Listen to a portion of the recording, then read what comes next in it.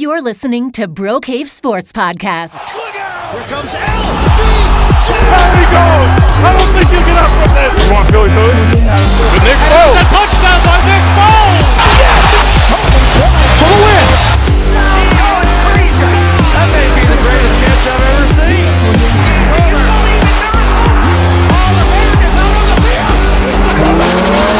It's in my house. David Beckham scores the goal. Oh, what a shot from Curry! The Eagles are Super Bowl champions! Your hosts, Sam Levin, Luke Dorfman, Dan Leonard. And now, let's step into the cave. What is up, everybody, and welcome to another episode of Bro Cave Sports. I am Sam Levin. In the cave today, I am joined by Daniel Leonard. What is up, everybody? Also joining me in the cave today is former MLB All-Star Mickey Morandini. How you guys doing? Thank you for joining us. Yeah, thank you. Yeah, my pleasure. All right, so I'm just going to jump right to it. You played in the 90s, which was the heart of the steroid era. So what was that like to be playing with all of that around you? Well, you did jump right into it, didn't you? It wasn't talked about in the locker room. I'm going to be honest with you.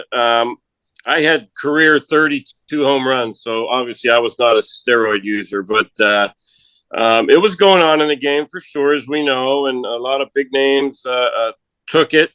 I don't know if they took it so much for performance, as a lot of them took it for recovery, especially pitchers.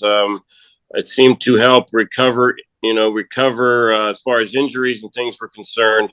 But it did make you bigger and stronger for sure, as we saw the home run totals go way up. But it wasn't talked about. But as far as I'm concerned, it didn't really help your hand-eye coordination. So if you could hit, you could hit. And an example for me would be Barry Bonds. Now, it's never been proven that he did steroids, but I think we all have a pretty good idea that he did. But he was the best ball player that I had ever played against or with before steroids, and that remained the same after steroids. So, MLB was allowing it. It wasn't illegal at the time, and a lot of guys took advantage of it. Were you aware of the magnitude and how big everybody was taking steroids, or was it just kept on the low? It wasn't really talked about. Yeah, it really was kept on the low. It wasn't talked about much. I had one player, and I won't mention his name, but asked me or told me that I should start doing steroids, and I vehemently denied. I didn't want to get into that. But that's really the only time that I ever heard anybody talk about it. So it was pretty kept down on the low, and whoever was doing it, with their doctor or whoever it may have been. And I don't think anybody really knew for sure who was doing it, other than the physical appearance of many players. Mm-hmm. And did the teams care about if the players were doing it, or even the teams weren't really made aware at all, or they had a suspicion maybe? I don't think anybody really cared at the time, because if in 94 we had a strike, and it ended the 94 season. It wiped out the World Series. We started the 95 season a little bit late, and we lost an unbelievable amount of fans, and we had trouble getting people in the ballpark for almost 3 years after that, until the Sosa-McGuire home run battle. And once that started taking place in August and September of 98, that's when the fans really started to come back, because, people were launching all these home runs, long home runs. Guys were starting to hit 50 home runs. McGuire and Sammy hit over 60 that year, and the fans started to come back out. I don't think people really cared about it, to be honest with you. They just wanted to come to the ballpark and see all these long home runs. And I know how great of a player you were as you went to Indiana for baseball. Was it in college yet, or was it really just a major league thing? No, it had not. I was in college from 85 to 88, and no, it was not at all in college. And I don't think it really started till really the mid to late 90s, to be honest with you. I don't think anybody, at least when I first came up to the big leagues, I came up in September of 1990. I don't really think anyone was doing steroids then. If they were, it was very, very few people. But once those mid 90s, maybe late 90s, more and early 2000s, that's when it really was big. And where do you see? I know you just said Barry Bonds, you can hit. So where do you see with the record books and the Hall of Fame? Where do you see these guys? Should they make it? Should there be an asterisk next to all of their accolades? That's the question. That's the $1 million question. Do I think Barry Bonds is a Hall of Famer? Absolutely. He was the best player by far, and I mean by far, that I ever played against in the 90s and early 2000s. You got Roger Clemens, who's won 7 Cy Youngs. I think that's pretty good. Pretty good hard in the Hall of Fame, and there's several other guys out there too. So I think they should be in the Hall of Fame. If you want to put an asterisk by it and say it was the steroid era, then you're going to have to do it for the guys that are already in as well. Biggio, Bagwell, Piazza, and all those guys as well. But I think they deserve to be in just because they were that good baseball players, and they changed the game, and they changed the game in a positive way. And with that, does your mindset change with who your home run king is, or do you stick with the guys even with the steroid use? I got to stick with it. Like I said, it was technically it was legal while they were doing it. It hadn't been banned yet. So as far as I'm concerned, Barry Bonds is the home run leader. Makes sense. And then you said when you came into the league, now we can talk about that a bit. You were drafted by the Philadelphia Phillies. Were you overwhelmed at all coming into the big city with the passionate fans? Well, let me put it this way. We weren't very good at the time, and we weren't drawing, a lot of fans in 1990, 91, even 92. We were a very bad baseball team. So that made it a little bit easier. I think if I would have came up on a really good team and there'd been 50,000 fans at the ballpark every night, I think it would have been a little bit different for me. But it was nerve-wracking. I'm not going to lie to you. It's nerve-wracking those first, handful of games in the big leagues. You want to get off to that good start and impress people, your manager, the fans, people in the organization. So it was nerve-wracking at first, but, I had a lot of great teammates that kind of helped me along the way. Darren Dalton was one of the best team leaders I've ever been involved with. He was our catcher at the time, and he really taught me a lot about dealing with the media here in Philadelphia and dealing with the fans and playing every day, playing hurt, things like that. And it really had an impact on my career as a young player. And, I think here in Philadelphia, if you go out, you play the game the right way, you play hard, you play smart, then the fans are going to back you. And that's what I found. I played the game the right way. I played smart, played hard. Yeah, I made my share of mistakes. I struck out, I made errors, things like that. But if you play the game the right way, the fans will back you and they'll stay with you. Was this a smooth transition for you, or did you have like a welcome to the MLB moment where you kind of get over a hump? I did have a welcome to the MLB. I really, from the time I was young through AAA, everything, I never really stunk. Let's put it that way. I never played really, really bad or had a long extended slump where I wasn't very good. But when I got to the big leagues, it was a wake-up call for me because I was going in. I got caught up in September, so I played all through September. And as I said, we weren't a very good team. But I was hitting a $149 with 2 games left in the season. And I fortunately, I had to face Greg Maddux. Well, unfortunately, really, I had to face Greg Maddux and Mike Bilecki, who were, what Maddux has done, but Mike Bilecki was a really good pitcher back in the day with the Cubs too. I ended up going 2 for 4 off Bilecki and 4 for 4 off Maddux, and my average went from 149 to 249 to end that season. And that was huge for me because if I would have went into the offseason hitting a $149, I would have had a lot of doubts about if I was a big league ball player or not. But hitting 249, not the greatest of numbers, but I knew I was capable of being a good big league hitter. Unfortunately, the next couple of years, I turned it around and ended up making the All-Star team in '95. So those 2 games were big for my career.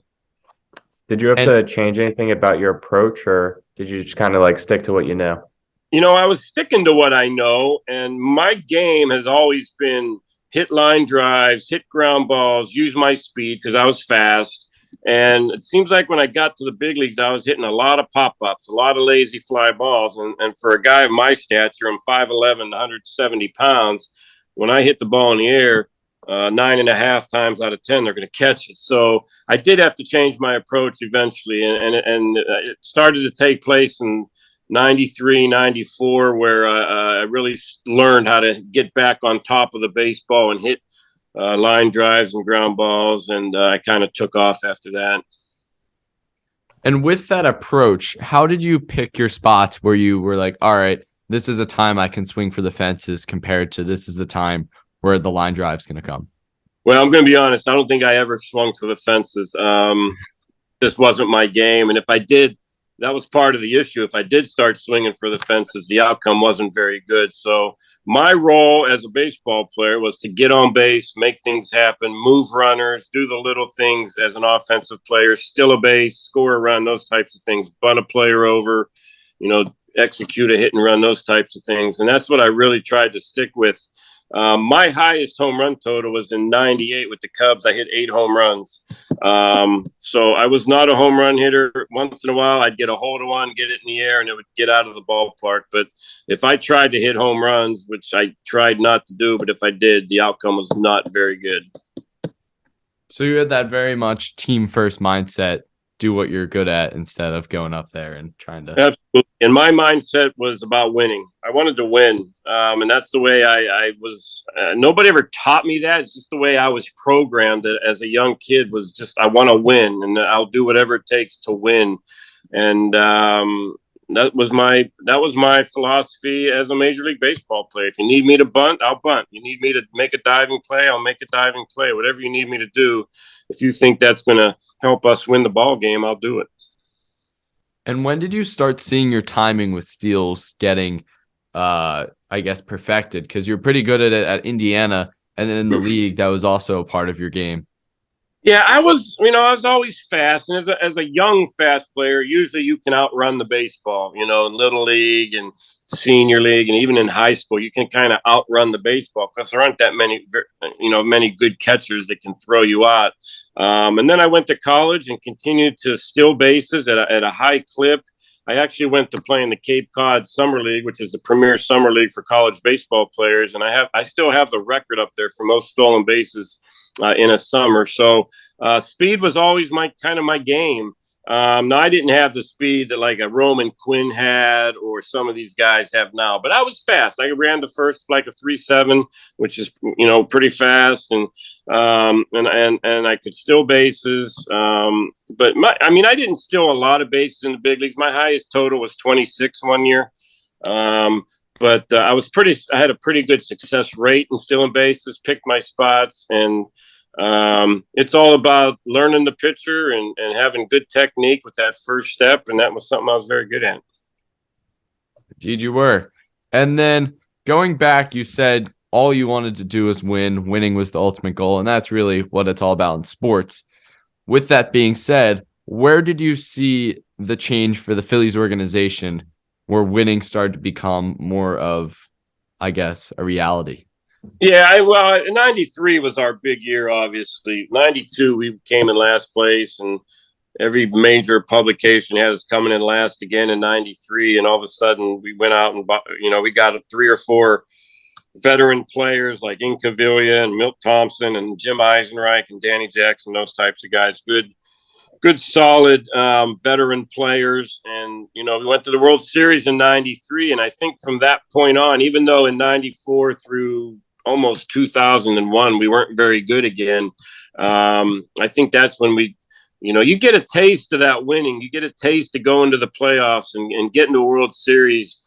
Everybody kind of, gets around that and really wants it to happen every year. Just like, this year with the way the team perform this year, I guarantee you Mr. Middleton wants to get back to that World Series. And as you can see, you know, they're going out and getting Turner and they're getting these relievers and they signed a starting pitcher and things. He wants a taste of that again, as we all do. It was so much fun back in 93 and last year just to be in the playoffs and see these guys competing and see the 40,000 screaming Philly fans. I mean, that's really what it's all about. So I think this organization is really headed in the right direction right now. And we've got some really good, solid, you know, baseball players. And definitely it's time to win now. That's for sure. Yeah, absolutely. And I was going to ask one question, but because we're on this, I'll go right to it. Where do you compare your team to last year's? Asked that a few times. And, you know, there's similarities and there's differences. Now, the team this year had way more power than our team did. Now, we had some power on our team, but we led the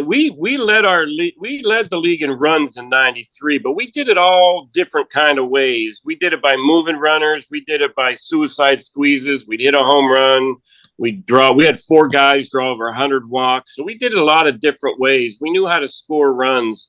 The team this year was really primarily when they hit home runs, they scored runs. And if they didn't hit home runs, they struggled. So those were a little bit different. Now, starting pitching wise, we had really, really good starting pitching from 1 through 5. Every starter had at least 12 wins in 93. I don't think their starting pitching this year was quite as deep. But they had a pretty darn good back end of the bullpen that, you know, helped out a lot. And we had a really good back end of the bullpen, too. And David West, Larry Anderson, and Mitch Williams. So those were the 3 we really counted on. But I think the offense was different. They really relied on the home run where we really didn't have to hit the home run to score runs. Yeah, and if you're moving the runners around and doing all that, I think that this year's team would have had a problem because they seem to struggle sometimes in the field in certain parts. Yeah, and actually, you know, it seems like batting average isn't that important anymore. I don't know if we had a hitter other than Bryce and Realmuto maybe hit over 250, but yet they were scoring all these runs. Now, back when we played, we had several guys that had, you know, good on base percentage, good averages, drew the walks, things like that. Baseball obviously has changed a lot in that aspect. And that's what I think became so frustrating about this season too, because Schwarber was almost leading the league in home runs for a bit, and he was obviously up there, but he was batting at one point like the 0 in the playoffs for a while. So that's where I think that gets frustrating. A lot of the team was doing the same. Yeah, I mean, it's when you have to hit home runs to score runs, you're going to have streaks where you're scoring 8, 9, 10 runs a game because guys are hitting the ball out of the ballpark. But when those guys go cold and you have to manufacture runs and you're not a team that's really good at manufacturing runs, you're going to see those offers up there and those 0 runs scored and 1 run scored in games where you almost look like you're lifeless and you have no energy. But the bottom line is if they're not hitting the ball out of the ballpark, they're not scoring runs, and that makes a team look, makes a team look like they have no life. Yeah, very true. And then to backtrack again a little bit, you were talking about the similarities between last year's team, this year's team, especially in the offseason. Well, in 93, you guys, like you said, had a similar offseason signing some vets. So when did you realize that it was that you guys had the special group to go far? Well, in spring training, we had a big incident against the Cardinals where Donovan Osborne hit one of our players, Dave Hollins. And back in the day, when someone got hit up high, there was some retaliation. And we retaliated the next inning. Tommy Green went out and actually hit Donovan Osborne right in the ribs, and I think he almost broke his ribs. Well, later in the game, they threw up and in again and hit Ricky Jordan up around the head, and he charged them on, and we had this huge brawl in spring training. And I think that was the first sign that this team was going to play together, and we had each other's backs. It was a big moment for us. And then when the season started, we got off to an 8-1 start. We went into Houston and swept them, came home, won 5 out of 6. All of a sudden, we're 8-1, and now the 25,000 fans becomes 35,000 fans. And then we continue to win. And then when we hit May, now it's 40,000 fans. And then, by the time of the All-Star break, we were getting, we had sellouts every game. And we were only out of first place one day that entire season in 93. So it was a pretty incredible run. And then you also mentioned how going into the 93 season, you were like predicted to finish last place. Did that motivate you and bring the guys together?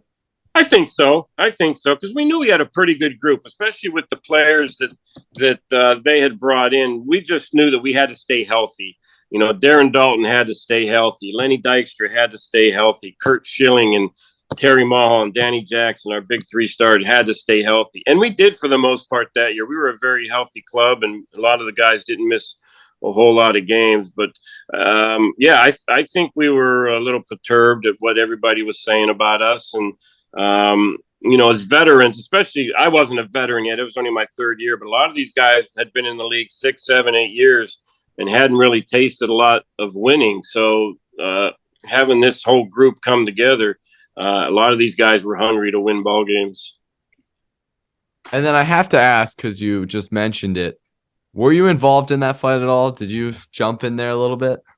I did. I mean, I'm not like I said, I'm 5'11", 170 pounds. So someone full-cocks me, I'm probably going down. But I'm a feisty little guy. But I also knew I wasn't going to go in there and punch people and break my hand and be out for the season too. I mean, when you get in those brawls, obviously your anger and things take over.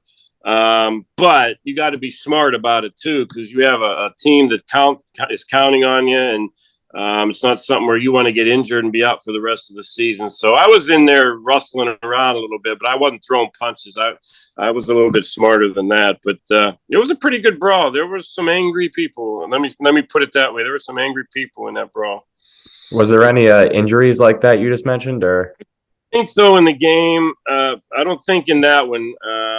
Now I've seen some brawls. I don't know if you watch a lot of, YouTube or TikTok or all those types of things, but there were some good brawls back in the day and they lasted for 15, 20, 25 minutes where guys were going into the dugouts and a lot of punches thrown. So I kind of miss those days now, being able to take out the second baseman, being able to collide with the catcher, some of those big brawls where the guys charge. And I kind of miss that in baseball. I think sometimes baseball can be a little boring nowadays with just walks and strikeouts and home runs. That's a lot of what you see on a baseball field. I miss some of that old school type baseball. I agree. I don't think there's a lot of attitude going on right now. The last person to really have that attitude was Bryce, and Bryce really kind of got rid of that after he signed with the Phillies. Yeah, he was one of those guys but Bryce still plays the game the right way. He plays hard. But you just don't see the brawls like you used to. And I understand. I mean, there's so much money in the game now. You don't want to jeopardize that and things like that. So I get it. I get why we can't take the catcher out. I get why we want to keep these players on the field playing because there is so much money involved in the sport today. But I do miss a lot of that old school baseball for sure. I think we're hearing it here first that let's bring brawls back to baseball. Yeah, let's do it. Yeah, let me be the one to bring brawls back. That would be great. Yeah, quote you on that too. All right, so back to you guys' special run you had in 93. Going into the playoffs, was there ever a doubt that you guys were not going to get to the World Series, or were you guys super confident? I mean, we were confident. We were a very confident bunch. And like I said, the leadership of Darren Dalton in the clubhouse was huge. But we were mostly a veteran club. We had some young players. Dave Hollins was young. Wes Chamberlain was young. Me, Kevin Stalker, we were all young. Tommy Green was still fairly young. We had some young players, but the veteran leadership on that team was outstanding. And we went through some streaks where we had some losing streaks, and the Cardinals and the Expos were kind of creeping up on us. But we were able to hold things together, get back on track, and finally pull it out. I don't remember the exact date we won it. I know there may be a handful of games left when we clinched, maybe 3 or 4 games left, but I don't think once we got off to that good start that we ever thought that we weren't good enough, at least to get to the playoffs. And then the World Series. What was it like to be in Philadelphia at the time, 1993? You guys make the World Series. Very nerve-wracking for a young player. I mean, you don't want to be the guy that screws up Game 7 and loses the World Series for you. So, yeah, it was nerve-wracking. During the season, you have, maybe 20, 25 reporters coming into the locker room. When it's a World Series, you got the whole nation's reporters coming in. So there's hundreds of media there, and obviously we had sold out crowd of 55,000 or whatever it was. So it was a little intimidating. I'm not gonna lie to you, but once you get on the field, get between the lines, you catch that first ground ball or see that first pitch, you realize that, hey, you're just playing another ball game here, and you just continue to do the things that you did all year. But it was very exciting. I can remember I hit a triple off Greg Maddux in Game 6 to help clinch the NLCS and the National League title, and I just remember Bobby Cox was coming out to take Greg Maddux out of the ball game, and I was just kind of taking it all in, standing on third, and just 55,000 screaming fans waving towels. It was pretty incredible. You don't have that many moments in the game. I feel like you can get caught up so much in the game that's probably a really cool moment. It was awesome because Maddux made me look silly on the first 2 pitches, and I thought, because they had walked Lenny Dykstra to get to me. And you kind of take that personally when they do that, and he made me look pretty silly on a couple of pitches, and then fortunately he hung a changeup that I rifled down the right field line. But when you get those moments, you want to be on the positive side of them, that's for sure. Yeah.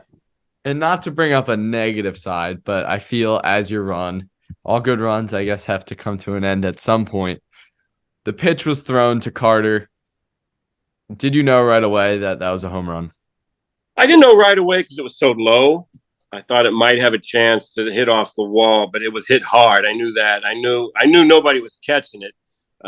It was just a matter of, was it high enough to get over the fence? And, it's not where Mitch wanted the ball. He wanted the ball up and away, and Joe Carter's love spots down and in. And, he just happened to throw it in the area where Joe was, that was his hot spot. But, we can't look back and blame anybody. I mean, it was just an incredible run. We wouldn't have been in the playoffs without Mitch Williams. That's for sure. He saved almost 50 games that year. So, one thing when you don't play in the playoffs as a pitcher, and you have to play all these extra games, it wears on you.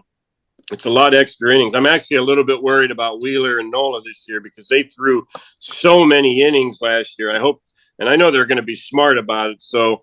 But I am worried about their innings from last year, and then a short layoff, couple of months, they get right back at it again. So I'm assuming they're going to take it really slow with those 2 guys. But, when you make the playoffs like that, guys are tired. It's a long year. I mean, if you think about it, you play 30 spring training games, you play 162 regular season games. Now you're playing your 15th or 20th playoff game. You're playing over 200 baseball games with very little time off. It's very, very tiring, especially mentally and physically. And I think a lot of us we were worn out. And I think Mitch was one of those guys that just didn't have a lot left.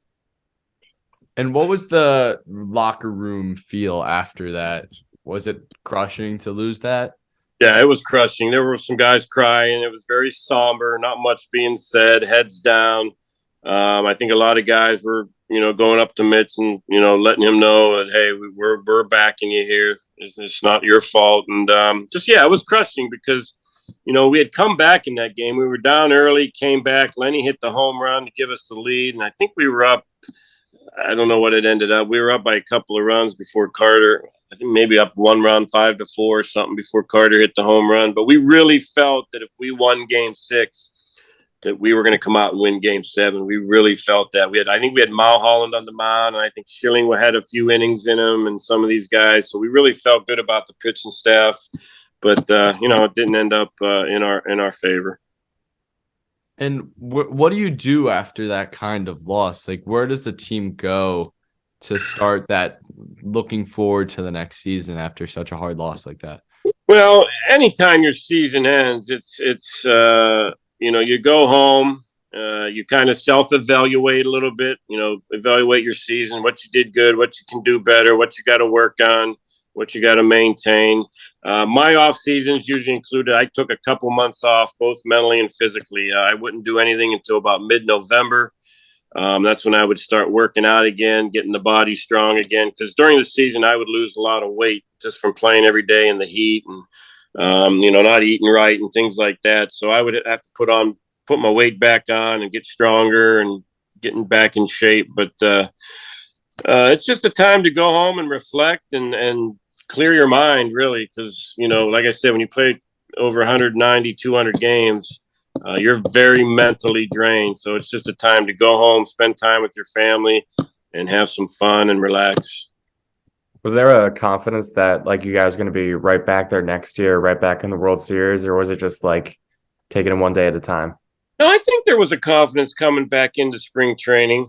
We had to make some moves. Mitch got moved.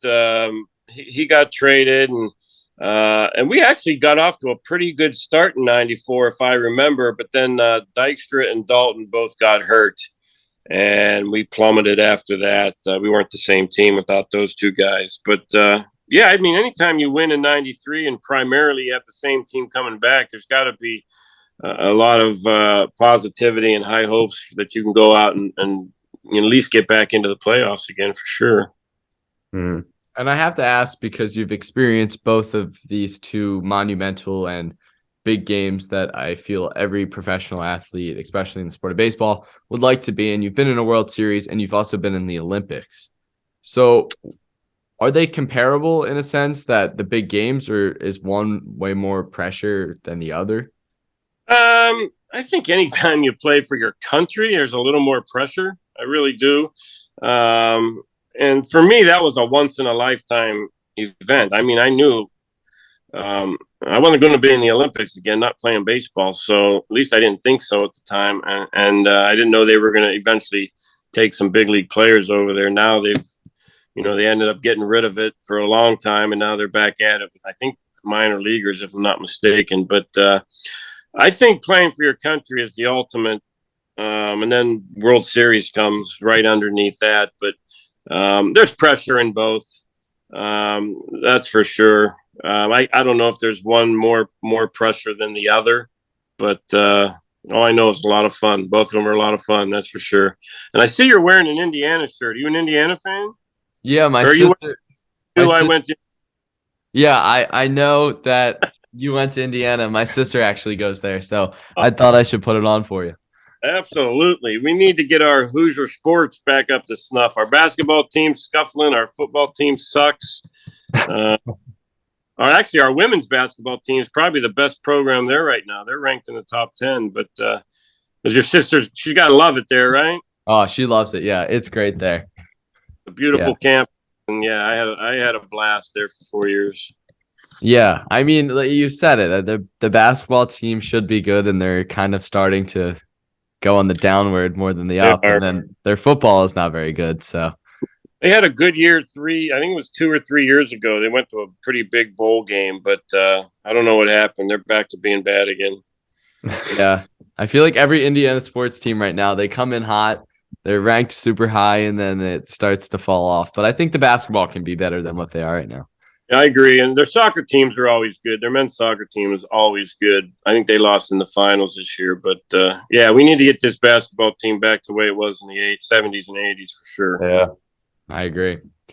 And then I guess while we're on this, you obviously played at Indiana. You played there for 4 years. What was your time like playing at Indiana for baseball? It was fun. I had a lot of fun playing baseball there. Our coach was a tough son of a gun. His name was Bob Morgan. He was a really tough coach. He expected a lot out of you. Our practices were really hard. We did an ungodly amount of throwing at practice, but I will say this: I got a lot better there. I got bigger. I got stronger, and I was pretty lucky that I started as a freshman at third base because we had an all-American playing shortstop. And then once he graduated after my freshman year, I moved back to my normal position as shortstop. So, but I had a lot of fun there. I still keep in contact with a lot of the players. We have a reunion baseball, IU baseball reunion out at the university once a year, where a lot of the players come back and we just hang out, have some beers, and talk about the good old days and play some golf. So yeah, it was a lot of fun. I'm very, very happy that I went to Indiana. It was a good choice for me.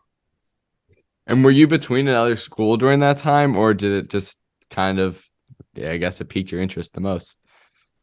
Well, it's hard to pass up a Big Ten school back in the day. I was good at basketball too, so I had a lot of Division II schools wanting me to play both basketball and baseball. But I knew if I had a future in any sport, it was baseball. I got recruited by Penn State, Pitt, a lot of the local baseball schools.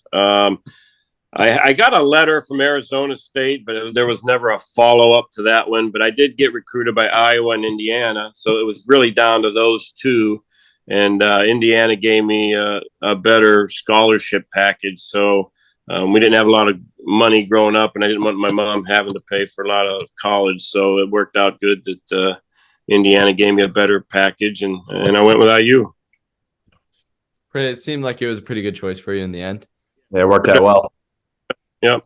And why do you think you found the most success in your career there? Especially, I mean, you lead a lot of the statistic categories. So what was clicking there? Well, I was a very hard worker. I didn't let anybody outwork me, and I think I was really good at the fundamentals of the game. I could catch the baseball. I had speed. I put the ball in play. I did a lot of the little things that make you a good ball player. And I think the big thing was I just got off to a really good start there. And that really, helps your confidence, especially for a freshman, and just kind of rode that until the end of my senior year. I mean, I had 4 really good baseball years there. And that was at a time. And a lot of the time, reason I have a lot of records there is because back when I played, there was no limit on games played. You could play as many games as you wanted to. So we always played, I think we were in the 80s or 90 games a year. I think they're limited to like 55 or something now. So that's part of the reason I have all these records, and probably nobody's going to catch them because they won't be able to play enough games to catch me. But, it's just getting off to a good start, having that confidence and riding it as long as you could. Yeah, for sure. And then I would just like to ask some MLB questions throughout your career, because you had a long, hard, great career. So first, who was the hardest pitcher you ever pitched against? Went against? There was 2, and one was Mariano Rivera, but I only faced him a handful of times. But that cutter that he threw it was just a different type of pitch, because it would start out right down the middle, and you'd think you were going to hit the crap out of it, and next thing you knew, it was in on your fists. And then the other one was Randy Johnson. I didn't face him a lot either, but faced him a handful of times. And, a guy that's 6'11", left-hander, I hit left-handed, throwing about 97 with a nasty slider. That's not a lot of fun going up to the plate. And then what was the worst pitch that you were, I guess I should rephrase that. What was the worst pitch that would be thrown to you that you just knew that was not going to work for you? The one that I struggled with, Yeah. Probably left-handed hard sliders, I think, was probably, when a left-hander throws a curveball, you still kind of have a chance because the speed, you can adjust to the speed. But when someone's got a nasty hard slider, it comes out of the hand looking like a fastball, and you're jumping on this fastball, all of a sudden it's a slider. I think that was the hardest pitch for me, was a good, hard, left-handed slider. What was your pregame routine like? Do you do anything like superstitious? I wasn't a big superstitious guy, but I never touched the white line going on and off the field. I never did that. And always ran directly and touched second base before I took my warm-up ground balls. But other than that, I would use the same bat until it broke. I would use the same batting gloves until, they got holes in them or something. So I wasn't overly superstitious. But my pregame routine was pretty simple. I'd get to the ballpark for about a 1 o'clock game, or for a 7 o'clock game. I'd get there about 1 o'clock. I would get my workout in. I would watch a lot of video on the opposing pitching staff, especially the starter that night, kind of get a feel for what he threw, what his out pitch was, things like that. And then if I needed treatment on an ailment, I'd go into the training room, get that taken care of, and then it'd be time, for batting practice. We usually take batting practice about 4:30, go out, take my batting practice routine, take my fielding routine. We'd come back in after batting practice because the opposing team had theirs. We would go back out for our infield outfield, which they don't do anymore in the big leagues. That usually took place about a half hour before the game started. Come back in and just kind of try and start to focus on what I had to do to play well that night. You had that down to a T. Yeah. And that's important for any player, is to have a pregame routine, something they do day in and day out. I think that's very important. And then how many Philly cheesesteaks did you have in your time? I'm not a big Philly. I'm not a Philly cheese. I'm just not a big cheesesteak guy. So I haven't had a boatload of them. I've had some here and there. But I'm not a big cheesesteak guy for some reason. So not a lot. Makes sense. You like cheesesteaks? I do. Yeah. All right. Yeah, I'll enjoy a good cheesesteak once in a while. All right. And then our last question we usually wrap up with everybody is, what is one piece of advice you have for aspiring athletes, especially in baseball, for furthering their career? I think the big thing, I do a lot of camps and clinics and talk to a lot of kids. I don't know if you ever heard the Michael Jordan quote, but he says, I lost over 300 games. I missed over 3,000 shots. He said, I was asked to make the game-winning shot 26 times and missed. And he goes, I failed over and over and over and over again. He goes, that's why I succeed. And I think a lot of players have to deal with failure in this game, because you're going to fail a lot in baseball. As we know, you make 7 out of 10 outs, you're probably going to the Hall of Fame if you're a big leaguer. So you're going to fail a tremendous amount in this game. And I think the players that continually take it to the next level are the ones that can handle those failures. They learn from them. They don't pout. They don't mope. They don't say, why me? They continue to work hard and figure out why they failed and fix it. And I think that's why Michael Jordan turned out to be the best player in the world. It's because he took those failures and learned from them. And so that would be my advice for any, and that's a life thing. That's a sports thing, just in general. Deal with failure however you have to deal with it. You don't have to like it, but you have to deal with it. You have to move on and figure out how I can get through this failure and become a better player or a better person. That makes sense, especially with baseball. I mean, you're going to see a lot of failure. Oh, yeah. Well, thank you for joining us, because this was awesome. Yeah, Sure. Thank you. For everyone listening, be sure to subscribe to us wherever you listen to podcasts, and be sure to follow us at BroK Sports. Again, thank you so much. Stay safe, stay healthy, and stay tuned for next episode.